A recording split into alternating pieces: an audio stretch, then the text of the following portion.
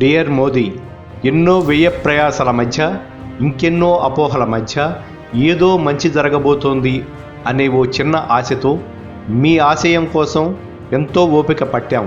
పనులు మానుకొని నడి రోడ్డు మీద క్రమ పద్ధతిలో నుంచున్నాం. మా పసిబిడ్డల కిడ్నీ బ్యాంకులు లాక్కున్నాం. చిల్లర కోసం అవస్థలు పడ్డాం. మీరిచ్చిన గడువు పూర్తి కానుంది. నల్ల డబ్బు కోసం మీరు పూరించిన సమరశంఖానాదం ఫలితం ఇక తేలనుంది. భావితరాల బంగారు భవిష్యత్తు కోసం మా బ్రతుకులు చిన్నాభిన్నమైనా సరే భరించాం.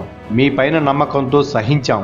రేపటి మీ ప్రసంగం కోసం కొండంత ఆశతో బడుగు బలహీన వర్గాలకు కొంతైనా న్యాయం చేస్తారన్న ఊహాగానాలతో పిచ్చి లెక్కలేసుకుంటూ నల్ల కుబేరుల నడుము విరిచే విధంగా మీ నిర్ణయాలు ఉండాలని, మన దేశ అభివృద్ధికి బాటలు వేయాలని మనసారా కోరుకుంటూ ఓ సామాన్య పౌరుడు.